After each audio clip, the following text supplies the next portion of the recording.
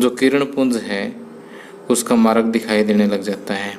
आपने देखा होगा कि जैसे मान लीजिए हमारे पास हम किसी कमरे में हैं और उस कमरे के अंदर धूल उठी हुई है पूरी, और उस कमरे में कहीं एक छोटा सा सुराख है, उस सुराख से बाहर से सूर्य का प्रकाश अंदर आता है, तो आपको ये प्रकाश का जो रास्ता है आपको बिल्कुल साफ नज़र आएगा अगर इस कमरे में धूल है तो। ठीक, तो ये वास्तव में क्या है, टिंडल प्रभाव ही तो है। ठीक, तो टिंडल प्रभाव में यही कहा गया है कि जब प्रकाश किरण पुंज का मतलब किरणों का एक ग्रुप, वायुमंडल के महीन कण, छोटे कण जैसे धुआं है, जल की सूक्ष्म बूंदें हैं, धूल कण है, तो इनमें से जब गुजरता है तो प्रकाश का रास्ता दिखाई देना जो है वो क्या कहलाता है, टिंडल प्रभाव कहलाता है।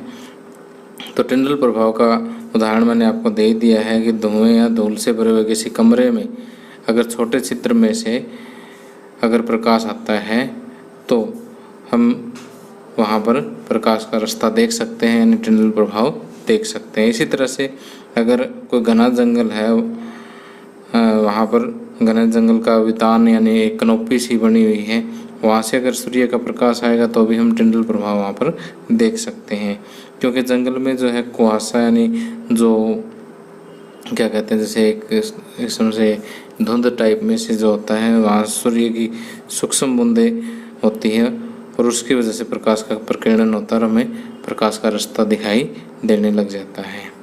ठीक, अब देखिए कि जैसे प्रकाश का प्रकीर्णन होता है यानी कणों से टकरा करके प्रकाश बिखरता है, तो जो कौन सा कलर यहाँ पर प्रकीर्णित होता है वो यहाँ इस किस साइज के कण हैं, कणों के साइज पर डिपेंड करता है। ठीक, या फिर हम ये कह सकते हैं कि प्रकाश की तरंग दैर्घ्यता पर डिपेंड करता है या फिर कणों के साइज पर डिपेंड करता है। ठीक, अब देखिए अगला पॉइंट समझाने से पहले मैं आपको तरंग दैर्घ्यता के बारे में बता देता हूँ कि जैसे मान लीजिए कि तरंगें जो है इस तरह से सुरंग और ग्रत बना करके चलती है कि जो ऊपर उठा हुआ भाग उसको सुरंग कहते हैं, नीचे धसा हुआ भाग उसको ग्रत कहते हैं। एक सुरंग और एक ग्रत मिल करके एक ये जो लंबाई है ये इसकी तरंग दैर्घ्यता कहलाती है। ठीक, या फिर इसको हम इस तरह से भी समझ सकते हैं कि दो लगातार सुरंगों के बीच की दूरी या दो लगातार ग्रतों के बीच की दूरी ये भी क्या होती है, एक तरंग दैर्घ्य के बराबर होती है, एक वेवलेंथ के बराबर होती है। अब देखिए कि अगर छोटे साइज के कण हैं तो वो छोटी जो तरंग दैर्घ्यता का कलर है कि जैसे सूर्य के प्रकाश में 7 रंग होते हैं, तो ये मैंने आपको बता ही दिया था, पहले समझा भी दिया था आपको कि सूर्य के प्रकाश में कितने रंग होते हैं, 7 रंग होते हैं। तो जो अलग अलग रंगों का प्रकाश है उसके हर एक की तरंग दैर्घ्य अलग अलग होती है, वेवलेंथ अलग अलग होती है। जो नीले रंग का प्रकाश जो होता है उसकी तरंग दैर्घ्यता सबसे कम होती है और लाल रंग की जो है वो सबसे ज़्यादा होती है। ठीक, तो और जो छोटे कण होते हैं, अत्यंत सूक्ष्म कण जो होते हैं वायुमंडल के, वो नीले प्रकाश को प्रकीर्णित करते हैं। ठीक, क्योंकि अगर कम कण सूक्ष्म है तो वो छोटे तरंग दैर्घ्यता वाले प्रकाश को प्रकीर्णित करेंगे, जबकि बड़े साइज के जो कण हैं वो अधिक तरंग दैर्घ्यता के प्रकाश को प्रकीर्णित करते हैं, यानी लाल रंग वगैरह को प्रकीर्णित करेंगे। ठीक,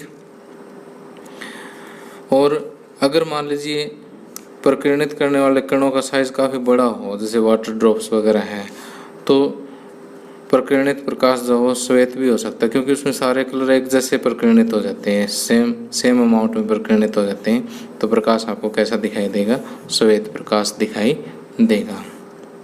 अब एक रेले का नियम है, रेले का नियम ये कहता है कि जो प्रकीर्णन है वो प्रकाश की तरंग दैर्घ्यता के चौथी पावर की इन्वर्सली प्रोपोर्शनल होता है, कि व्युत्क्रमानुपाती होता है।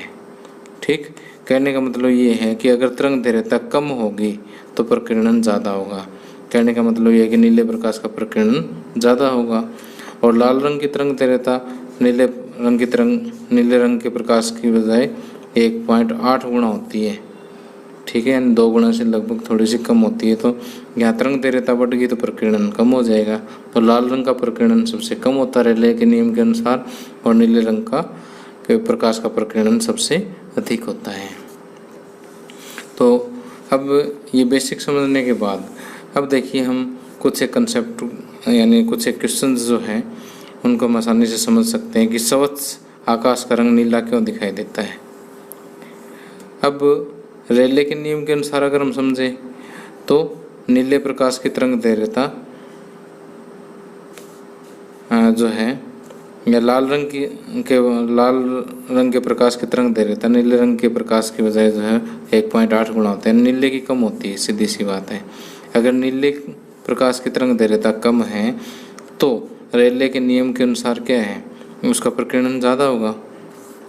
और ये मान लीजिए आसमान है और यहाँ पे सारा नीला रंग बिखरा हुआ है, नीले रंग का प्रकीर्णन हुआ है, तो आपको कैसा दिखाई देगा? नेचुरल सी बात है, नीला ही दिखाई देगा। ठीक, तो यहाँ पर हम ये भी कह सकते हैं कि सूर्य का प्रकाश जब वायुमंडल में से गुजरता है तो जो सूक्ष्म कण है वायुमंडल के अंदर वो लाल रंग की अपेक्षा नीले रंग को अधिक प्रबलता से प्रकीर्णित कर देते हैं और हमें आकाश का रंग क्या है, नीला दिखाई देता है। ओके, अब अगला प्रश्न ये उठता है कि अगर अधिक ऊंचाई पर उड़ने वाले अंतरिक्ष यात्री जो हैं उनको आकाश का रंग कैसा दिखाई देगा? काला दिखाई देगा। 1 नंबर में क्वेश्चन ये भी पूछा जाता है कि कैसा दिखाई देता है? काला दिखाई देता है। अब हम इस बात का जवाब देंगे कि काला क्यों दिखाई देता है।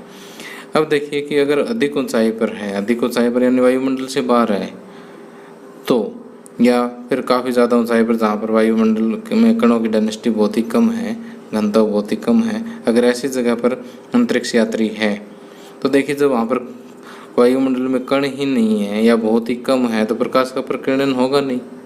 जब कोई प्रकाश का प्रकीर्णन नहीं है होता तो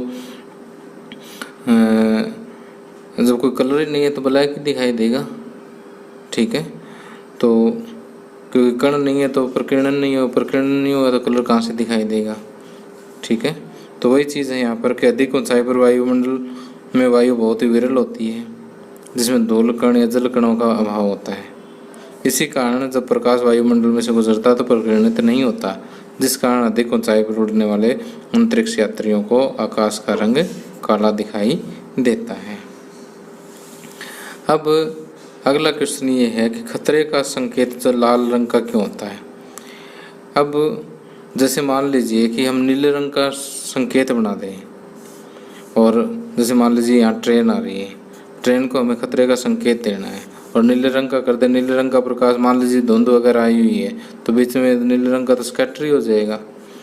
स्कैटर मीन्स की स्कैटर कहते हैं इसको इंग्लिश में प्रकीर्णन को, कि सारा प्रकाश प्रकीर्णित हो गया नीले रंग का, तो आगे तक पहुँचेगा नहीं सिग्नल। तो इसलिए लाल रंग का बनाते हैं कि लाल रंग का प्रकाश जो सबसे कम प्रकीर्णित होता है, तो अगर बीच में धुंध वगैरह भी हो तो भी सिग्नल आगे तक पहुंच जाता है, दूर से देखने पर भी दिखाई दे जाएगा। इसलिए खतरे का जो संकेत या सिग्नल जो है वो क्या करते हैं, लाल रंग का करते हैं।